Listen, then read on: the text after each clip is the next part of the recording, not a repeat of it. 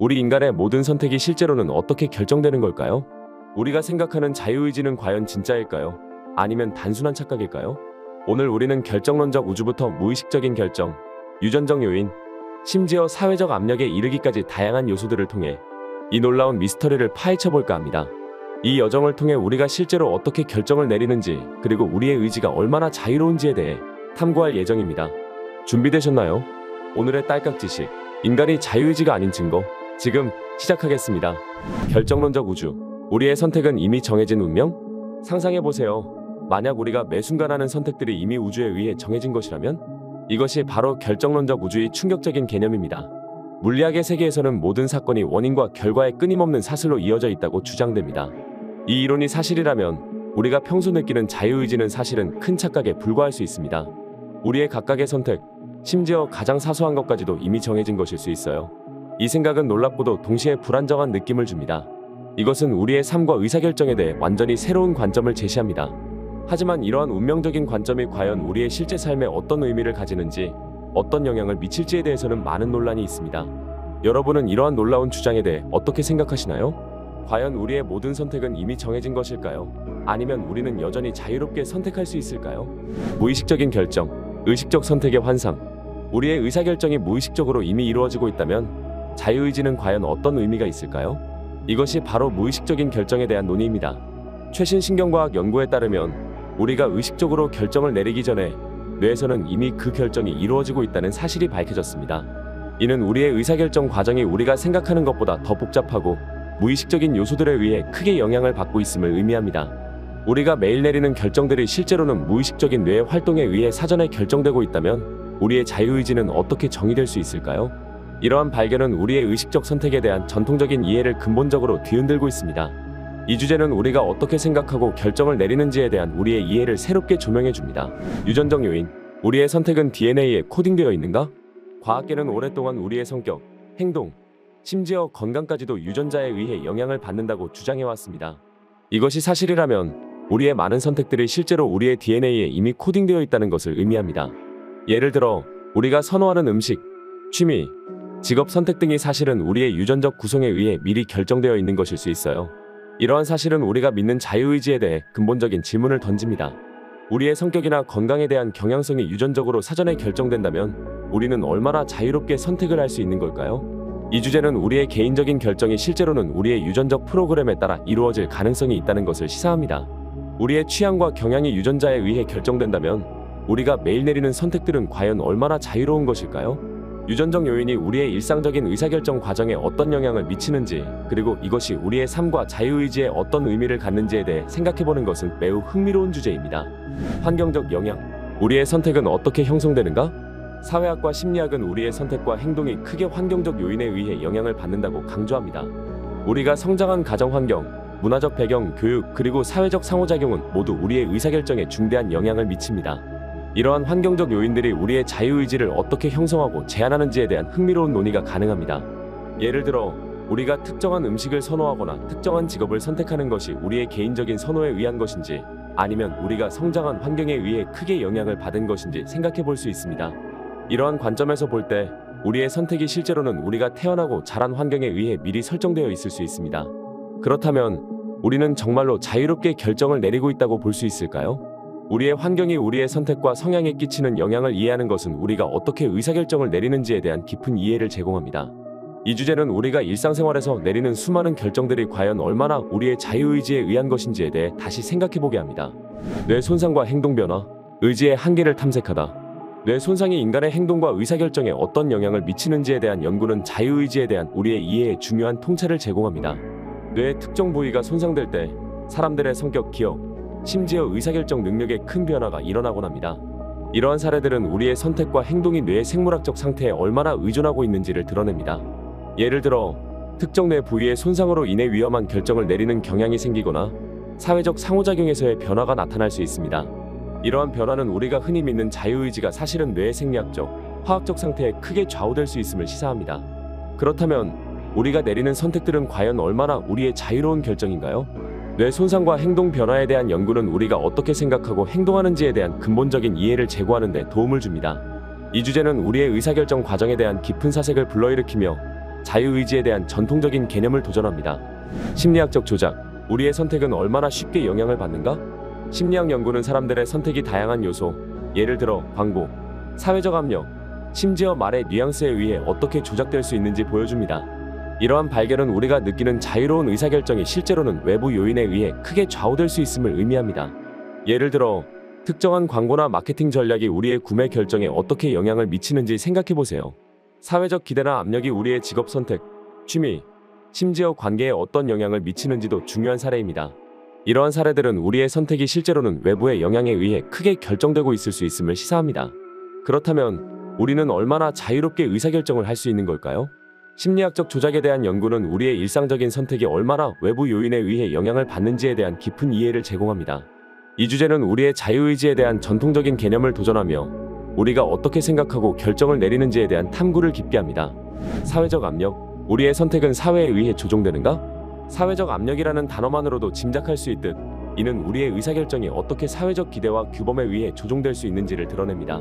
우리의 패션 선택, 직업 경로, 심지어 우리의 취미나 인간관계에 이르기까지 모두가 사회적 영향력 아래에서 형성됩니다. 생각해보세요. 우리가 어떤 옷을 입거나 어떤 음악을 듣거나 어떤 정치적 입장을 취하는 것이 과연 우리 자신의 진정한 선택인가요? 아니면 사회적 기대에 의해 무의식적으로 만들어진 선택인가요? 이러한 사회적 압력은 우리의 자유의지가 사실은 미묘하게 조종되고 있음을 시사합니다. 우리의 선택은 과연 얼마나 자유로운 것일까요? 이러한 사회적 영향에 대한 깊은 이해는 우리가 어떻게 의사결정을 내리는지에 대한 우리의 이해를 근본적으로 바꾸며 자유의지에 대한 전통적인 관념의 도전장을 내밉니다. 우리는 정말로 자신의 의지로 선택을 하고 있는 걸까요?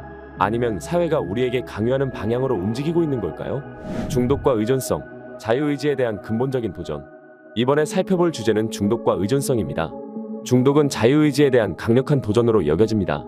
알코올, 마약, 도박, 심지어 디지털 중독에 이르기까지 중독은 우리의 의사결정 능력에 심각한 영향을 끼칩니다. 중독자들은 종종 자신의 행동을 통제할 수 없다고 느끼며 이는 우리의 의지가 얼마나 제한적일 수 있는지를 보여줍니다. 중독은 우리 뇌의 화학적 구조와 상호작용하여 특정 행동을 반복하게 만듭니다. 이러한 강제적인 행동은 우리의 자유로운 결정이 실제로는 생물학적 및 심리적 요인에 의해 좌우될 수 있음을 드러냅니다. 중독의 예는 우리가 어떻게 결정을 내리는지와 이러한 결정들이 실제로 얼마나 자유로운지에 대한 진지한 물음을 제기합니다. 중독과 의존성은 자유의지의 한계를 탐색하는 중요한 사례로서 우리가 어떻게 행동하고 선택하는지에 대한 이해를 깊게 합니다. 그렇다면 우리는 진정으로 자신의 삶을 자유롭게 통제하고 있는 것일까요? 언어와 사고. 우리의 결정은 문화적 프로그래밍의 결과인가? 언어와 문화가 우리의 사고 방식을 어떻게 형성하고 결국 우리의 의사결정에 어떤 영향을 미치는지에 대해 탐구합니다. 언어학과 문화 연구는 우리가 사용하는 언어가 우리의 사고, 인식, 심지어 우리의 선택에까지 영향을 미친다고 주장합니다. 이것은 우리가 어떤 언어를 사용하느냐에 따라 세상을 바라보는 방식이 달라질 수 있음을 의미합니다. 예를 들어 어떤 문화에서는 특정한 개념이나 감정을 표현하는데 사용되는 단어가 다른 문화에는 존재하지 않을 수 있습니다. 이러한 언어적 차이는 우리의 사고와 의사결정 방식에 영향을 미칩니다. 우리의 언어가 실제로 우리의 선택과 선호를 어떻게 형성하는지에 대한 이해는 우리의 자유의지에 대한 전통적인 관념을 제고하는 데 도움을 줍니다. 이 주제는 우리의 의사결정이 얼마나 우리의 문화적 배경과 언어에 의해 형성되는지, 그리고 이것이 우리의 자유의지에 어떤 영향을 미치는지에 대해 깊이 있는 탐구를 제공합니다. 그렇다면 우리의 결정은 정말로 우리 자신의 것일까요? 아니면 문화적 프로그래밍의 결과일까요? 인지 편향. 우리의 결정은 얼마나 객관적인가? 인지 편향은 우리의 결정과 판단이 어떻게 무의식적인 편향에 의해 왜곡될 수 있는지를 탐구합니다. 심리학 연구는 우리가 정보를 처리하고 결정을 내리는 과정에서 다양한 편향의 영향을 받는다고 보여줍니다. 이러한 편향은 우리의 의사결정이 실제로 얼마나 주관적이며 객관적이지 않을 수 있는지를 드러냅니다. 예를 들어 확인 편향은 우리가 자신의 믿음과 일치하는 정보만을 찾고 선호하는 경향을 가리킵니다.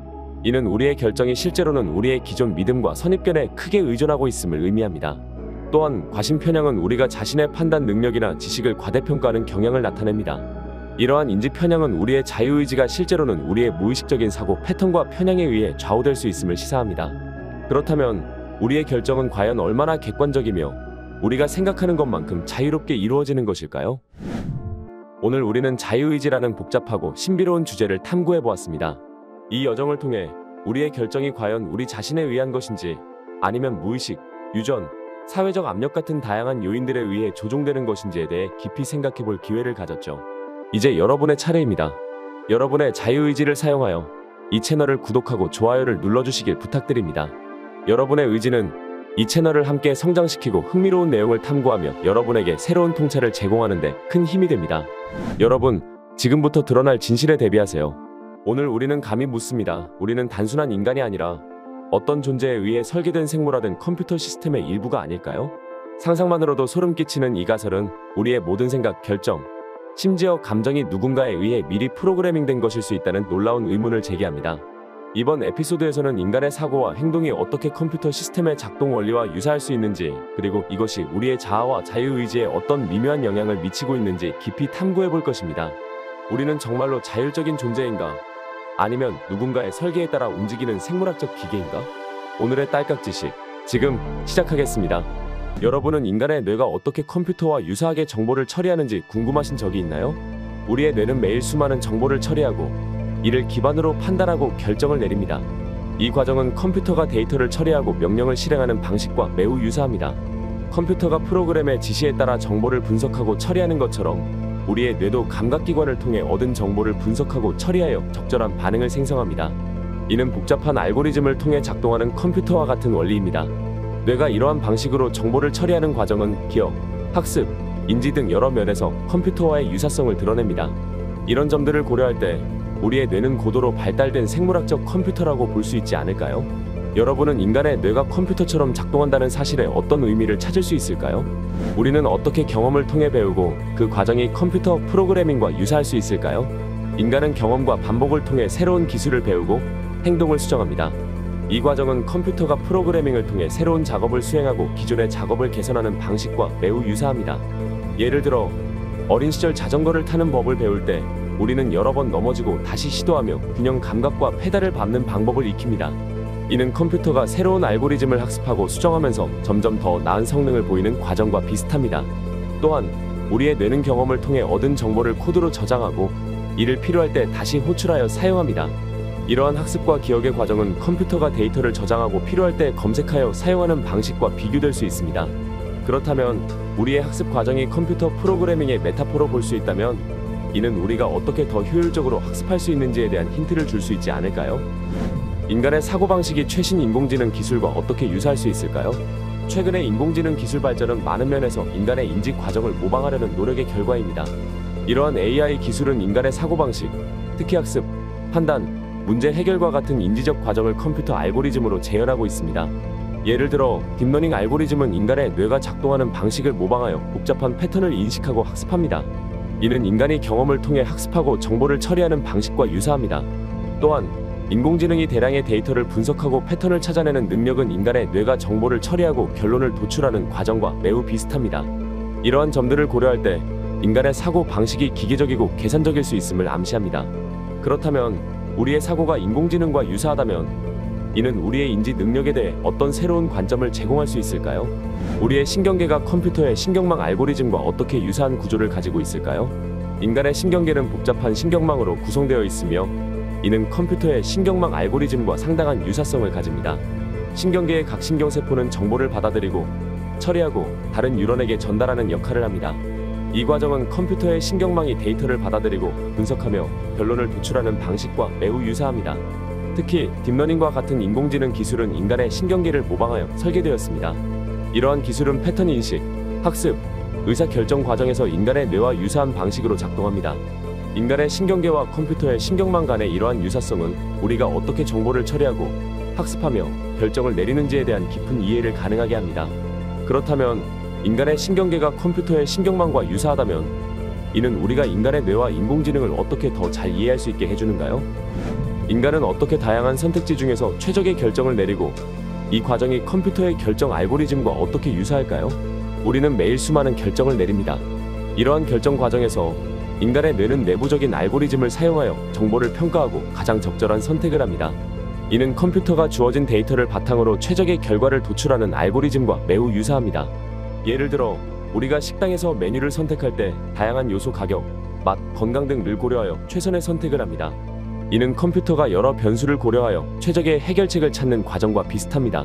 또한 인간의 의사결정 과정은 때때로 편향이나 이전 경험에 의해 영향을 받습니다. 이는 컴퓨터 알고리즘의 편향과도 유사한 양상을 보입니다. 인간의 의사결정 과정이 컴퓨터 알고리즘과 유사하다면 이는 우리가 어떻게 더 합리적인 결정을 내릴 수 있는지에 대한 통찰을 제공할 수 있지 않을까요? 우리는 왜 종종 이분법적인 사고 방식을 사용하며 이것이 컴퓨터의 바이너리 코드와 어떻게 비슷할까요? 인간은 자주 예 또는 아니요, 좋음 또는 나쁨과 같이 이분법적으로 사물을 판단합니다. 이러한 사고 방식은 컴퓨터가 0과 1 즉 바이너리 코드를 사용하여 정보를 처리하는 방식과 유사합니다.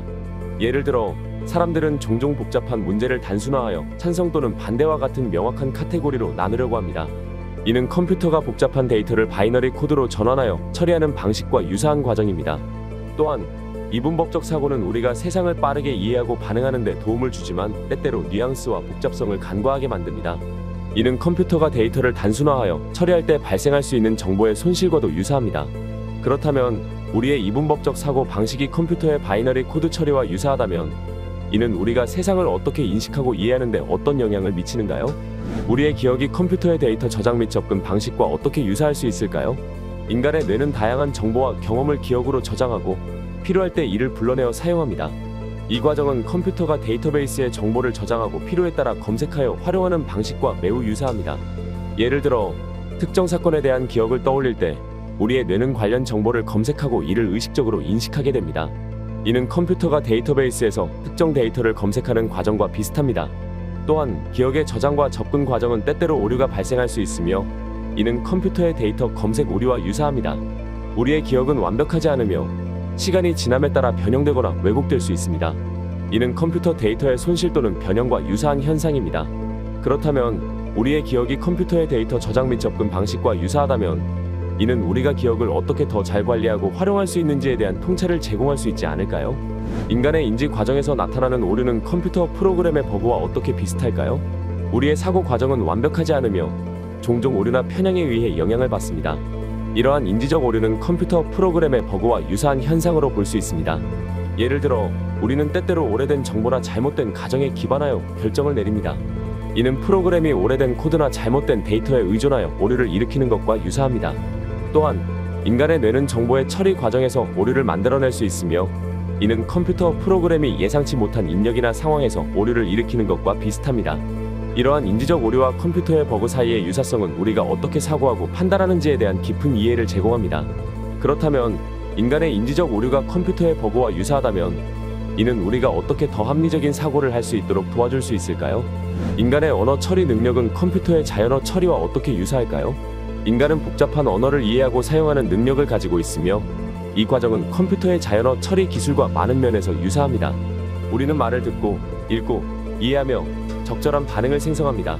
이는 컴퓨터가 자연어 데이터를 입력받아 분석하고 이해하며 적절한 출력을 생성하는 과정과 비슷합니다. 예를 들어 우리가 대화를 할 때 뇌는 말의 의미를 해석하고 적절한 응답을 생성합니다. 이는 컴퓨터가 텍스트를 분석하고 의미를 파악하여 대답을 생성하는 과정과 유사합니다. 또한 인간은 맥락, 톤, 비언어적 신호를 이해하는 능력을 가지고 있으며 이는 최신 NLP 기술이 추구하는 목표와도 일치합니다. 그렇다면 인간의 언어 처리 능력이 컴퓨터의 자연어 처리와 유사하다면 이는 인간의 언어 능력에 대해 어떤 새로운 통찰을 제공할 수 있을까요? 인간 사회의 복잡한 상호작용은 컴퓨터 네트워크의 동작과 어떻게 유사할 수 있을까요? 인간 사회는 복잡한 상호작용과 관계의 네트워크로 이루어져 있습니다. 이는 컴퓨터 네트워크가 정보를 공유하고 처리하는 방식과 많은 유사점을 가집니다. 각 개인은 네트워크 내의 노드와 같으며 사회적 상호작용을 통해 정보를 교환하고 전파합니다. 이 과정은 컴퓨터 네트워크가 데이터를 교환하고 처리하는 방식과 유사합니다. 예를 들어 소셜미디어에서 정보가 어떻게 빠르게 전파되는지를 생각해보세요. 이는 컴퓨터 네트워크가 데이터를 공유하고 전송하는 방식과 매우 유사한 현상입니다.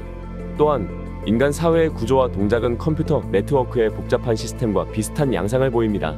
그렇다면 인간 사회의 상호작용이 컴퓨터 네트워크와 유사하다면 이는 우리가 사회적 상호작용을 어떻게 더 잘 이해하고 최적화할 수 있는지에 대한 통찰을 제공할 수 있지 않을까요? 오늘 우리는 인간과 컴퓨터 그리고 자유의지에 대해 알아보았습니다. 우리는 누군가에 의해 프로그래밍된 존재일까? 아니면 자신의 의지를 가진 독립적인 존재일까? 이런 질문들이 여러분의 상상력을 자극했다면 이제 여러분의 의지대로 행동해주세요. 여러분이 이 채널의 컨텐츠에 만족하고 더 많은 업로드를 원하신다면 구독 버튼을 클릭하는 것은 여러분의 자유입니다. 또한 이 영상이 여러분에게 의미 있었다면 좋아요를 눌러 의견을 나타내는 것도 여러분의 선택입니다. 여러분의 생각과 의견을 댓글로 남겨주시고 이 주제에 대해서 함께 의논 나눠보는 건 어떨까요? 여러분의 자유로운 선택이 이 채널을 성장시키고 더 많은 정보를 찾아 여러분들에게 바칠 수 있는 원동력이 됩니다. 당신은 꿈속에서 비행할 수 있나요? 아니면 시간을 거슬러 올라갈 수 있나요? 혹시 잠든 사이에 다른 차원을 탐험하는 것을 경험한 적이 있나요? 우리가 매일 밤 경험하는 꿈의 세계는 우리의 의식과 어떤 신비로운 연결고리를 가지고 있을까요? 오늘 우리는 꿈과 의식의 관계, 시간 인식의 신비, 그리고 현실이라고 생각하는 것이 실제로 어떤 의미를 가지는지에 대해 탐구해 보겠습니다. 또한 과학과 철학의 경계를 넘나들며 우리의 내면 세계가 우리가 살고 있는 이 우주와 어떤 깊은 연결을 맺고 있는지 살펴볼 것입니다. 준비되셨나요? 오늘의 딸깍 지식, 지금 시작합니다. 통 속의 뇌가설, 우리의 의식은 과연 어디서 비롯되는 것일까요? 이 질문은 고대 철학자부터 현대의 과학자까지 수많은 이들을 매혹시켜왔습니다. 통 속의 뇌가설은 이러한 궁극적인 질문에 대한 하나의 대답을 시도합니다. 이 가설은 우리의 의식이 뇌가 영양분을 공급받으며 다양한 자극을 받아 외부 세계를 경험한다고 가정합니다. 하지만 만약 우리가 정말로 통 속의 뇌라면 우리가 경험하는 모든 것은 단순히 입력된 자극의 결과일 뿐이라는 의미입니다. 이 사고 실험은 미국의 철학자 힐러리 퍼트넘에 의해 1960년대에 처음 제안되었습니다. 그의 이론은 우리가 인식하는 모든 현실이 실제로는 우리의 뇌에 전달되는 정보에 불과할 수 있음을 시사합니다. 이는 매트릭스와 같은 공상 과학 영화에서도 자주 다뤄진 주제입니다. 현실과 인식 사이의 이러한 구분은 우리가 세계를 어떻게 이해하고 경험하는지에 대한 근본적인 질문을 던집니다.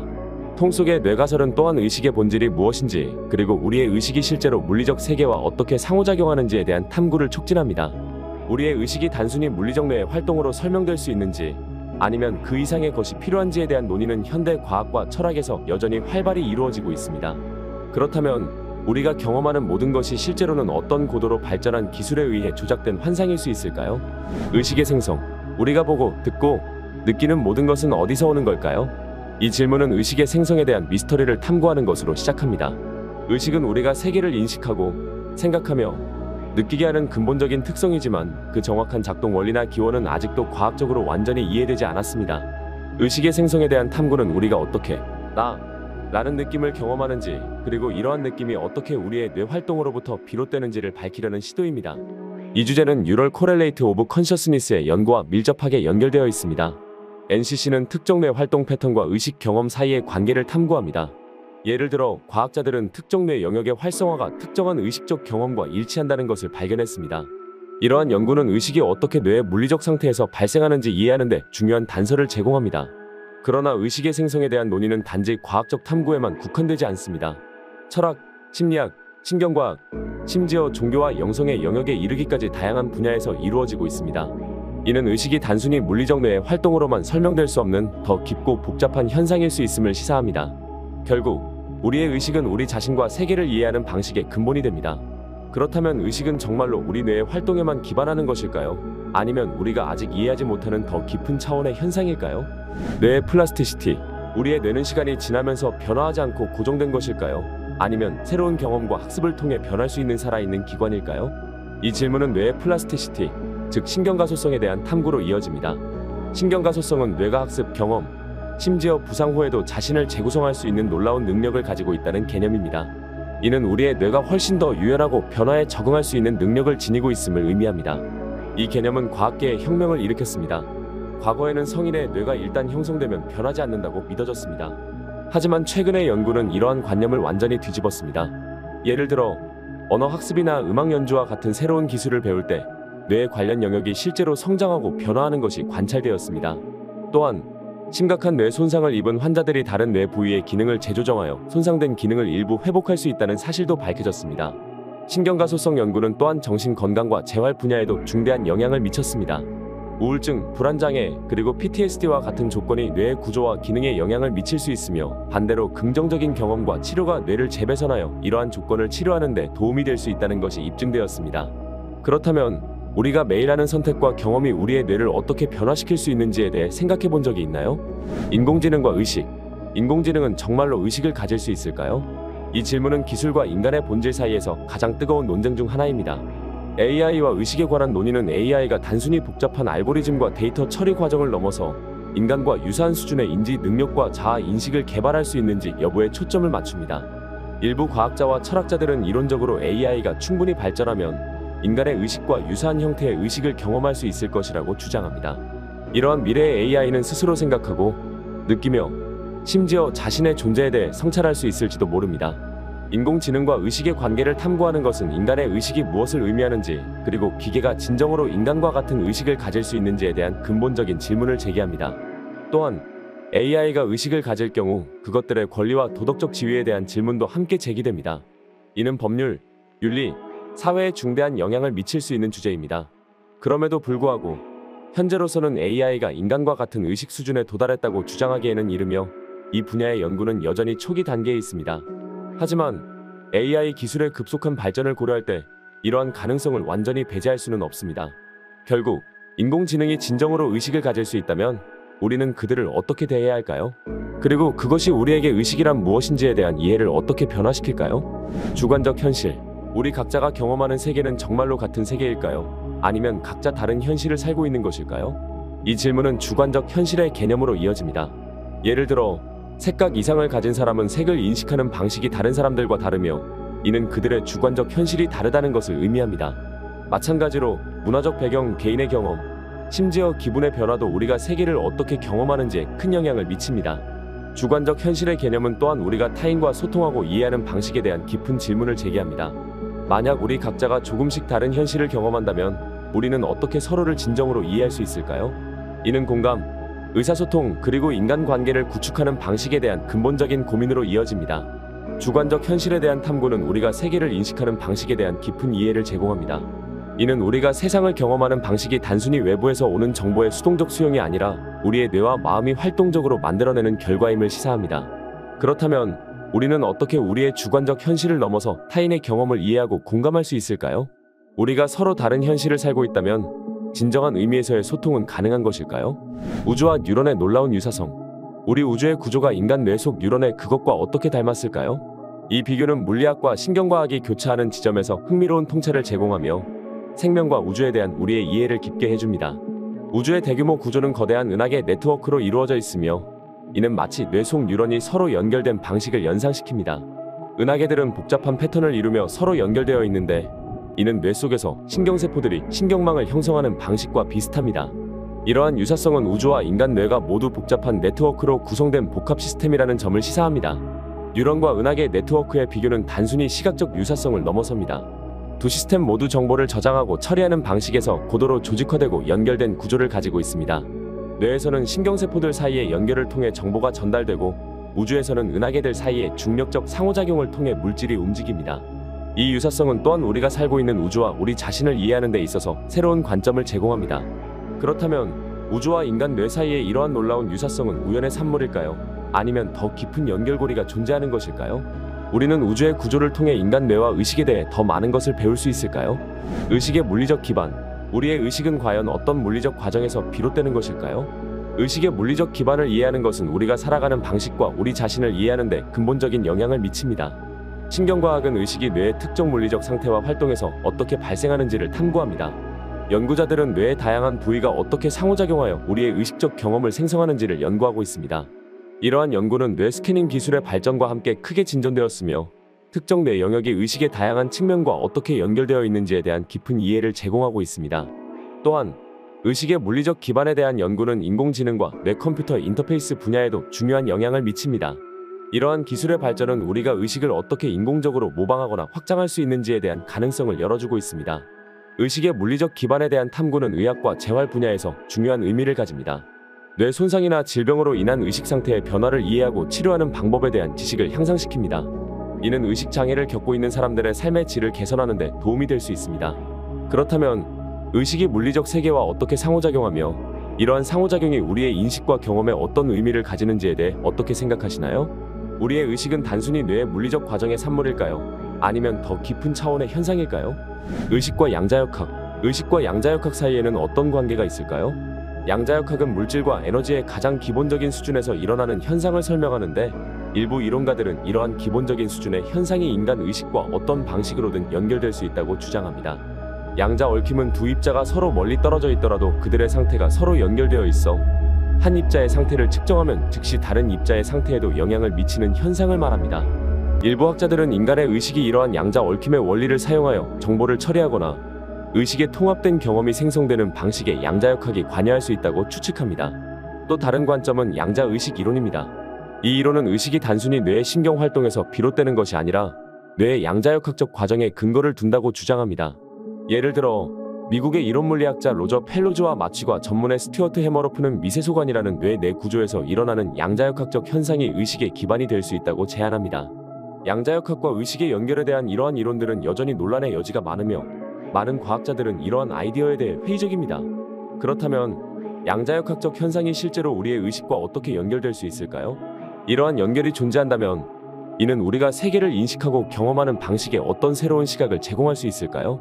시간인식의 신비. 시간을 인식하는 우리의 능력은 어떻게 작동할까요? 시간 인식은 우리가 일상생활에서 경험하는 가장 기본적이면서도 복잡한 인지 과정 중 하나입니다. 이 과정은 과거, 현재, 미래를 구분하고 시간의 흐름을 느끼며 우리의 경험과 기억을 시간 순서대로 조직화하는 데 중요합니다. 신경과학 연구는 시간 인식이 뇌의 여러 부위에 의해 조절된다는 것을 보여줍니다. 특히 대뇌피질과 해마 같은 영역이 시간을 인식하고 기억하는 데 핵심적인 역할을 한다고 알려져 있습니다. 또한 시간 인식에 대한 연구는 시간을 어떻게 인지하고 기억하는지에 대한 개인차가 크다는 것을 보여줍니다. 예를 들어 스트레스가 많은 상황이나 새로운 경험은 시간이 더 느리게 흐르는 것처럼 느껴지게 할 수 있습니다. 반면 일상적이고 익숙한 활동 중에는 시간이 빠르게 지나가는 것처럼 느껴질 수 있습니다. 우리가 시간을 어떻게 인식하고 경험하는지는 우리의 행동, 결정, 그리고 삶의 질감을 형성하는 데 중요한 역할을 합니다. 예를 들어 시간 관리 능력, 인내심, 그리고 미래 계획을 세우는 능력은 모두 개인의 시간 인식 방식에 의해 영향을 받습니다. 그렇다면 우리의 시간 인식은 주관적 경험과 물리적 시간 사이의 관계에 대해 무엇을 말해줄 수 있을까요? 꿈과 의식의 관계. 꿈은 우리의 의식에 어떤 영향을 미칠까요? 꿈은 인간 경험의 가장 신비로운 부분 중 하나이며 우리가 잠을 자는 동안 경험하는 다양한 시각적, 감정적 내용을 포함합니다. 신경과학과 심리학 연구는 꿈이 우리의 기억, 감정 처리, 그리고 문제 해결 능력에 중요한 역할을 한다는 것을 보여줍니다. 예를 들어 렘 수면 동안에 발생하는 꿈은 감정적 경험을 처리하고 낮 동안의 사건들을 기억 속에 통합하는 데 도움을 줄 수 있습니다. 이는 꿈이 단순한 수면 활동이 아니라 우리의 정신 건강과 일상생활의 기능에 필수적인 과정임을 시사합니다. 꿈과 의식의 관계는 또한 무의식의 영역을 탐구하는 데 중요한 창을 제공합니다. 정신분석학자들, 특히 지그문트 프로이트와 칼 융은 꿈을 무의식적 욕구, 갈등, 그리고 기호의 표현으로 보았습니다. 이러한 관점에서 꿈은 우리의 내면, 세계와 무의식적인 마음의 작동을 이해하는 데 중요한 단서를 제공합니다. 또한 많은 예술가들과 과학자들이 꿈에서 영감을 받아 그들의 작품이나 이론을 창조했다고 말합니다. 이는 꿈이 의식적인 사고와는 다른 창의적인 사고와 아이디어를 탐구할 수 있는 고유한 영역을 제공함을 의미합니다. 그렇다면 꿈이 우리의 의식에 미치는 영향과 이 두 영역 사이의 상호작용은 우리가 자신과 세계를 어떻게 이해하는지에 대해 어떤 통찰을 제공할까요? 꿈은 우리의 의식을 확장하고 우리 내면의 깊은 영역과 어떻게 연결될 수 있을까요? 통속인의 가설에서부터 꿈과 의식의 신비로운 연결고리에 이르기까지 오늘 함께한 주제들이 여러분에게 우리가 살고 있는 세계에 대해 새로운 시각을 제공했기를 바랍니다. 우리의 의식이 어떤 신비로운 경로를 통해 현실과 꿈을 넘나드는지, 그리고 이 모든 것이 어떻게 우리의 삶과 밀접하게 연결되어 있는지에 대한 탐구는 끝없는 여정입니다. 그리고 구독과 좋아요 버튼을 클릭하시면 여러분이 다음에 꾸는 꿈속에서 누군가가 로또 번호를 속삭여 줄지도 모릅니다. 물론 그건 꿈속의 이야기일 수도 있지만 우리의 콘텐츠가 여러분의 일상에 조금이나마 행운을 가져다 줄 수 있다면 그것만으로도 충분히 가치 있는 일이겠죠. 무슨 꿈을 꾸었는지 댓글로 공유해주세요. 여러분 모두에게 행복이 가득하기를 바랍니다. 여러분은 꿈속에서 날아다니거나 미래를 예언하는 꿈을 꾸어본 적이 있나요? 아니면 악몽에 시달려 잠에서 깬 경험이 있으신가요? 꿈은 우리의 무의식 속에서 벌어지는 신비한 현상으로 종종 현실보다 더 생생하고 놀라운 경험을 선사합니다. 그런데 여러분, 꿈이 단순한 환상 이상의 중요한 역할을 한다는 사실을 알고 계신가요? 꿈은 우리의 뇌와 신체 그리고 정신 건강에 깊은 영향을 미치는 강력한 도구입니다. 예를 들어 꿈은 우리의 기억을 강화하고 감정을 처리하며 창의성을 자극하는 등 다양한 기능을 합니다. 오늘 우리는 꿈이 우리의 삶에 어떤 영향을 미치는지 탐구해 볼 것입니다. 오늘의 딸깍 지식, 지금 시작합니다. 꿈의 기본 개념, 꿈이란 무엇일까요? 꿈은 우리가 잠든 동안 우리의 뇌가 만들어내는 일련의 영상, 소리, 생각, 감정입니다. 꿈은 인류 역사와 함께 해온 신비로운 현상으로 고대 문명에서는 꿈을 신의 메시지나 미래를 예언하는 도구로 여겼습니다. 과학적으로 꿈은 주로 렘 수면 단계에서 발생합니다. 렘 수면은 우리가 잠든 지 약 90분 후에 시작되며 이 단계에서는 눈이 빠르게 움직이고 뇌파 활동이 활발해집니다. 이 시기에 우리는 가장 생생하고 감정적으로 강한 꿈을 꾸게 됩니다. 꿈은 단순한 환상이 아닙니다. 꿈은 우리의 기억을 정리하고 낮 동안의 경험을 처리하며 감정을 조절하는 데 중요한 역할을 합니다. 예를 들어 꿈속에서 우리는 다양한 상황을 시뮬레이션하면서 문제 해결 능력을 키우고 새로운 아이디어를 떠올릴 수 있습니다. 이는 우리가 깨어있는 동안 보다 창의적이고 효율적으로 일할 수 있게 도와줍니다. 꿈을 통해 우리는 감정을 재평가하고 정리하여 감정적으로 더 안정되고 스트레스를 덜 받게 됩니다. 꿈의 또 다른 중요한 역할은 신체적 건강에 미치는 영향입니다. 연구에 따르면 충분한 렘 수면을 취한 사람들은 면역 체계가 강화되고 신체 회복이 더 빠르게 이루어진다고 합니다. 이는 꿈이 단순한 정신적 현상이 아니라 우리의 전체적인 건강에 중요한 역할을 한다는 것을 의미합니다. 결론적으로 꿈은 우리의 무의식이 우리에게 보내는 중요한 메시지입니다. 꿈을 통해 우리는 자신의 내면을 더 깊이 이해하고 감정을 처리하며 창의성을 자극할 수 있습니다. 다음 항목에서는 렘 수면과 꿈의 발생에 대해 더 자세히 알아보겠습니다. 렘 수면이 무엇인지, 그리고 2단계에서 왜 꿈이 발생하는지에 대해 깊이 탐구해 보겠습니다. 렘 수면과 꿈의 발생. 렘 수면, 즉 빠른 안구운동 수면 단계는 꿈이 주로 발생하는 시기입니다. 렘 수면은 우리가 잠든 지 약 90분 후에 시작되며 2단계에서는 눈이 빠르게 움직이고 뇌파 활동이 깨어있을 때와 유사하게 활발해집니다. 이 시기에 우리는 가장 생생하고 감정적으로 강렬한 꿈을 꾸게 됩니다. 렘 수면 동안 뇌는 낮 동안 수집된 정보를 처리하고 정리하며 기억을 강화하고 창의적인 문제 해결 능력을 키우는 데 중요한 역할을 합니다. 렘 수면은 전체 수면 시간의 약 20에서 25%를 차지합니다. 이 단계에서는 신체는 거의 완전히 마비 상태가 되는데, 이는 우리가 꿈속에서 움직이는 동작을 실제로 하지 않도록 보호하는 기능을 합니다. 이 마비 상태는 꿈의 내용을 생생하게 체험하는 동안 안전을 보장해줍니다. 그렇다면 왜 우리는 렘 수면 동안 꿈을 꾸게 될까요? 연구에 따르면 렘 수면 동안 뇌의 활동은 감정과 기억을 처리하는 데 중요한 역할을 합니다. 특히 편도체와 해마와 같은 뇌의 부분이 활발하게 작용하여 감정을 처리하고 기억을 정리합니다. 이는 우리가 꿈속에서 감정적으로 강렬한 경험을 하게 되는 이유 중 하나입니다. 또한 렘 수면 동안 뇌는 창의적 사고와 문제 해결 능력을 촉진시키는 것으로 알려져 있습니다. 이는 꿈속에서 우리가 다양한 시나리오를 경험하고 새로운 아이디어를 떠올리게 되는 이유입니다. 렘 수면의 또 다른 중요한 역할은 스트레스 해소입니다. 렘 수면 동안 뇌는 스트레스를 처리하고 감정적으로 균형을 찾는 과정을 거칩니다. 이를 통해 우리는 낮 동안의 스트레스를 해소하고 감정적으로 안정된 상태를 유지할 수 있습니다. 렘 수면이 부족하면 감정 조절이 어려워지고 스트레스와 불안이 증가할 수 있습니다. 결론적으로 렘 수면과 꿈의 발생은 우리의 정신적, 신체적 건강에 중요한 역할을 합니다.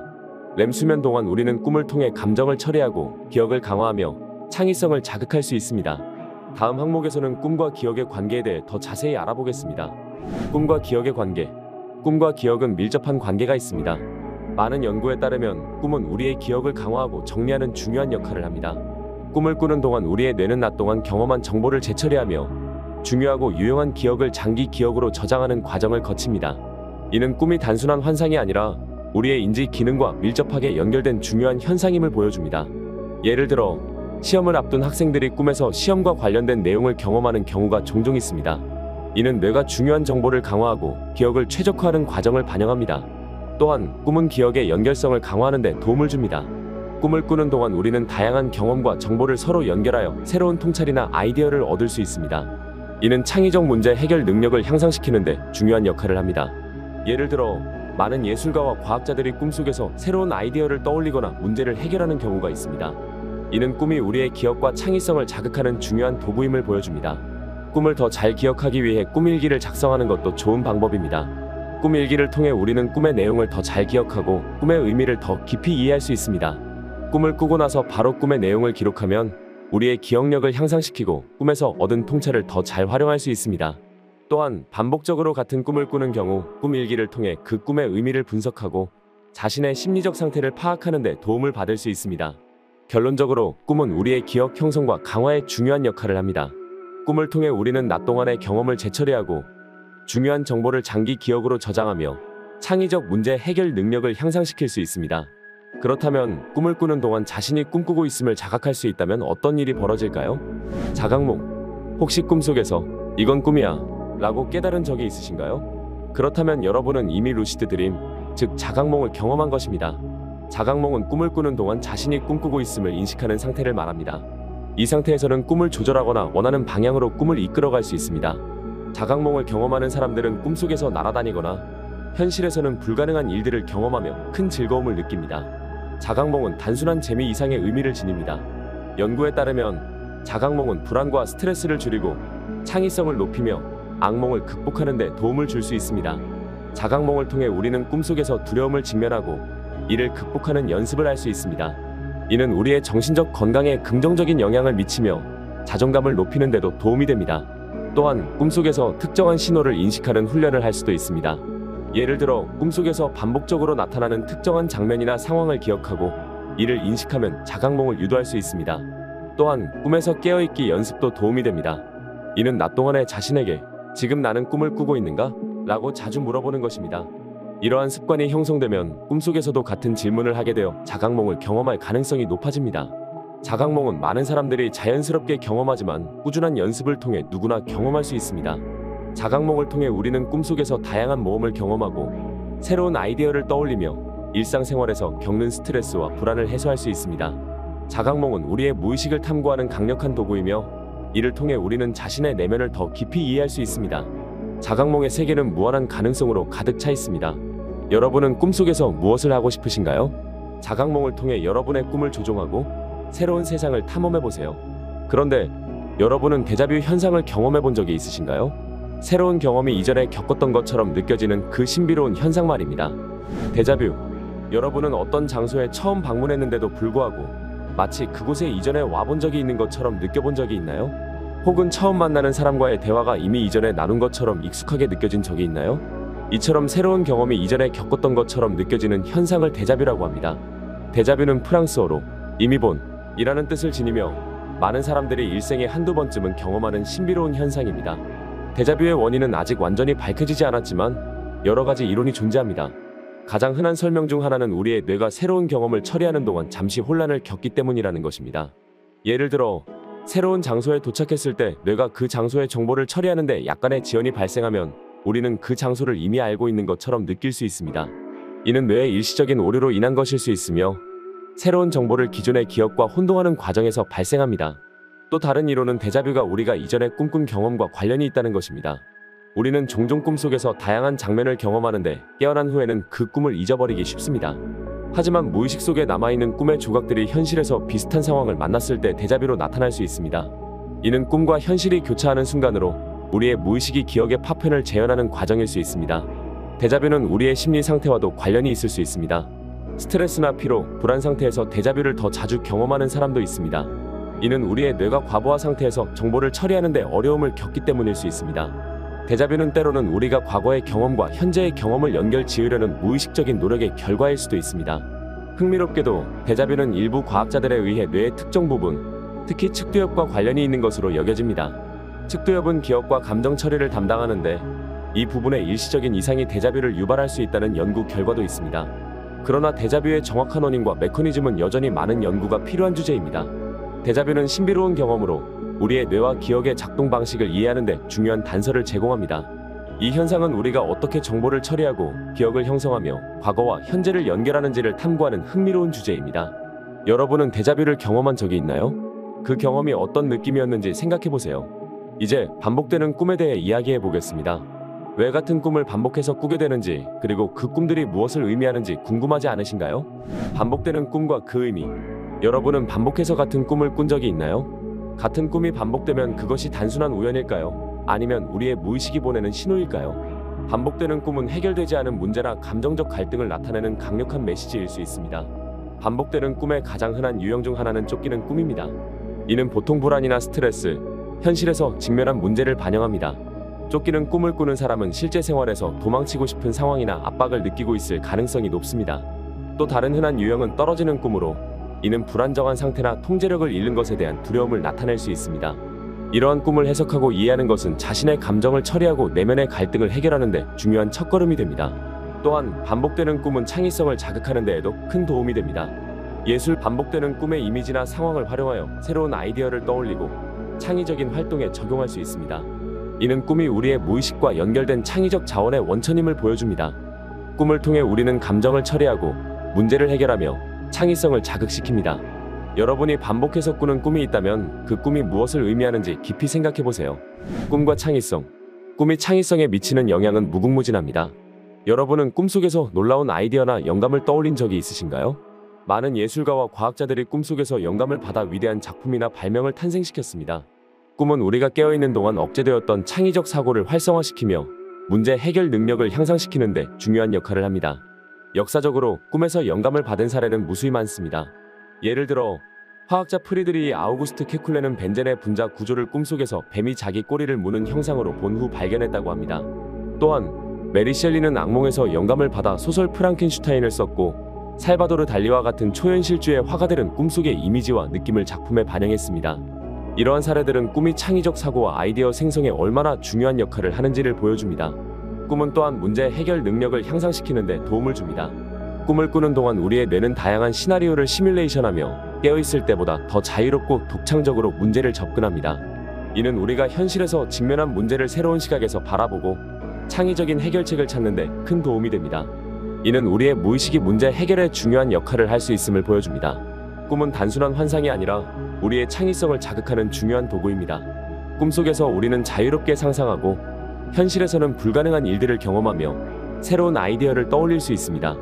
꿈을 통해 우리는 자신을 더 깊이 이해하고 창의적인 문제 해결 능력을 향상시킬 수 있습니다. 다양한 문화권에서는 꿈을 통해 예언이나 신의 메시지를 받는다고 믿어왔습니다. 그렇다면 문화적 관점에서 꿈은 어떤 의미를 가질까요? 다음 항목에서 이에 대해 더 깊이 탐구해 보겠습니다. 문화적 관점에서의 꿈. 다양한 문화권에서 꿈은 매우 중요한 의미를 가지고 있습니다. 꿈은 단순히 개인적인 경험을 넘어서 사회적, 종교적, 그리고 영적인 측면에서 큰 의미를 지니고 있습니다.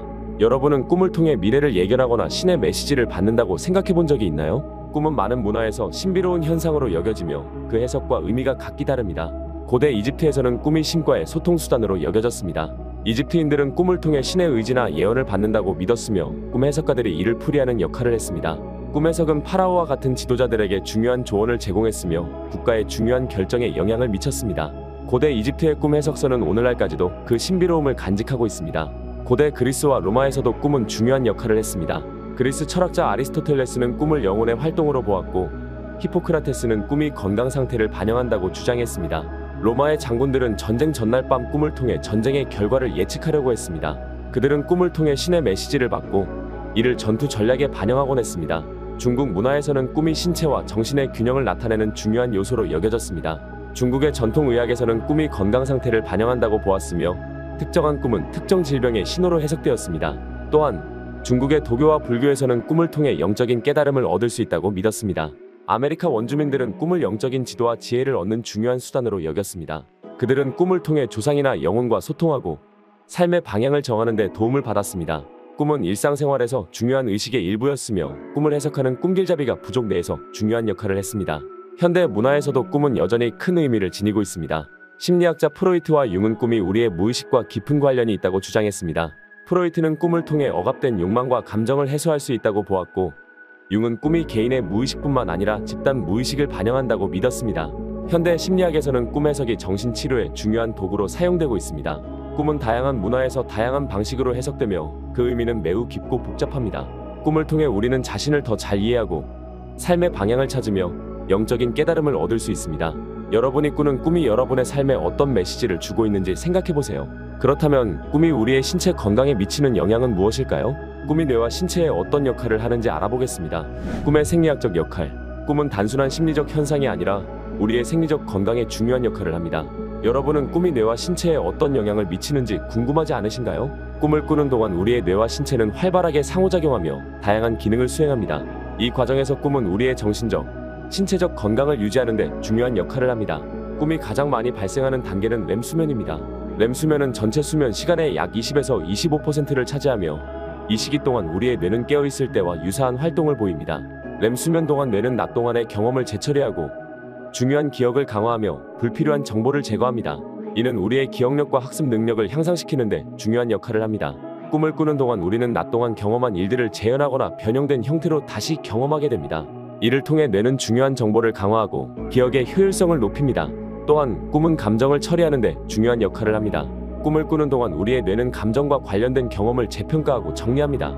이는 우리가 낮 동안 경험한 스트레스와 감정을 해소하고 정서적 균형을 유지하는 데 도움을 줍니다. 꿈은 우리의 신체 건강에도 긍정적인 영향을 미칩니다. 연구에 따르면 충분한 렘 수면을 취한 사람들은 면역 체계가 강화되고 신체 회복이 더 빠르게 이루어진다고 합니다. 이는 꿈이 단순한 정신적 현상이 아니라 우리의 전체적인 건강에 중요한 역할을 한다는 것을 의미합니다. 꿈을 꾸는 동안 우리의 뇌는 신경세포 간의 연결을 강화하고 새로운 정보를 통합하여 신경 가소성을 높입니다. 이는 우리의 인지 기능과 문제 해결 능력을 향상시키는 데 도움을 줍니다. 렘 수면이 부족하면 감정 조절이 어려워지고 스트레스와 불안이 증가할 수 있습니다. 결론적으로 꿈은 우리의 정신적, 신체적 건강에 중요한 역할을 합니다. 꿈을 통해 우리는 기억을 강화하고 감정을 처리하며 신체를 회복할 수 있습니다. 여러분이 꾸는 꿈은 단순한 환상이 아니라 건강을 유지하는 중요한 요소입니다. 그렇다면 현대 기술은 꿈을 어떻게 연구하고 있을까요? 최신 기술을 이용한 꿈 연구에 대해 알아보겠습니다. 최신 기술을 이용한 꿈 연구. 현대 기술의 발달로 우리는 꿈을 더 깊이 이해하고 분석할 수 있게 되었습니다. 여러분은 꿈을 기록하고 재현하는 기술이 있다는 사실을 알고 계신가요? 최신 기술을 이용한 꿈 연구는 우리의 꿈을 보다 과학적으로 탐구할 수 있는 놀라운 가능성을 열어줍니다. 첫째, 뇌파 측정 기술입니다. EEG 뇌파 검사는 뇌의 전기적 활동을 측정하여 수면의 각 단계를 모니터링하는 데 사용됩니다. 이를 통해 과학자들은 렘 수면 동안 뇌의 활동 패턴을 분석하고 꿈이 발생하는 시점을 정확하게 파악할 수 있습니다. 뇌파 검사는 꿈을 꾸는 동안 뇌의 특정 부위가 어떻게 활성화되는지 이해하는 데 중요한 정보를 제공합니다. 둘째, 기능적 자기공명 영상과 양전자 방출 단층 촬영 스캔입니다. 이러한 기술은 뇌의 활동을 시각화하여 꿈을 꾸는 동안 뇌의 특정 영역이 어떻게 활성화되는지를 보여줍니다. fMRI와 PET 스캔을 통해 과학자들은 꿈이 발생하는 동안 뇌의 혈류와 대사 활동을 측정할 수 있습니다. 이는 꿈의 내용과 뇌 활동 간의 관계를 이해하는 데 중요한 단서를 제공합니다. 셋째, 꿈일기 애플리케이션과 디지털 기록 장치입니다. 스마트폰 애플리케이션을 사용하면 꿈을 꾸고 난 후 즉시 내용을 기록할 수 있습니다. 이러한 앱은 사용자가 꿈을 기록하고 분석하며 반복되는 꿈의 패턴을 찾는 데 도움을 줍니다. 또한 일부 디지털 장치는 수면 패턴을 모니터링하고 꿈을 꾸는 동안의 움직임과 소리를 기록할 수 있습니다. 이는 꿈의 내용을 더 정확하게 재현하고 분석하는 데 유용합니다. 넷째, 루시드 드림 유도 장치입니다. 이 장치는 사용자가 자각몽을 경험하도록 돕는 데 사용됩니다. 특정 빛이나 소리 신호를 통해 사용자가 꿈속에서 자신이 꿈을 꾸고 있음을 인식하게 하는 것입니다. 이러한 장치는 자각몽을 유도하고 사용자가 꿈을 조절할 수 있게 도와줍니다. 이는 꿈을 연구하고 자각몽의 효과를 탐구하는 데 중요한 도구가 됩니다. 마지막으로 꿈 재현 기술입니다. 과학자들은 뇌의 신경 활동을 기반으로 꿈의 이미지를 재현하는 연구를 진행하고 있습니다. 일본의 한 연구팀은 fMRI를 이용해 피실험자가 본 이미지를 뇌 신호를 통해 해독하고 이를 컴퓨터 화면에 재현하는 데 성공했습니다. 이 기술이 발전하면 우리가 꿈에서 본 이미지를 시각적으로 기록하고 분석하는 날이 올지도 모릅니다. 이러한 연구는 우리의 꿈이 단순한 환상이 아니라 뇌의 복잡한 활동과 밀접하게 연결된 중요한 현상임을 보여줍니다. 오늘 우리는 꿈이 우리의 삶에 미치는 다양한 영향에 대해 깊이 탐구했습니다. 꿈은 우리의 정신적, 신체적 건강에 중요한 역할을 하는 복잡한 현상임을 알게 되었습니다. 혹시 구독과 좋아요를 누르셨나요? 마치 데자뷰처럼 이미 꿈속에서 이 장면을 본 것 같은 느낌이 들지 않으신가요? 이 상황이 데자뷰 같다면 눌러주세요. 이 영상을 시청한 후 여러분 모두가 따뜻하고 평온한 꿈을 꾸시길 진심으로 바랍니다. 꿈은 우리의 무의식이 보내는 소중한 메시지이며 여러분의 마음을 치유하고 영감을 줄 수 있는 힘을 가지고 있습니다. 여러분의 꿈 이야기를 댓글로 들려주세요. 여러분의 경험을 통해 더 많은 사람들과 꿈의 신비를 나눌 수 있기를 기대합니다. 시청해주셔서 감사합니다.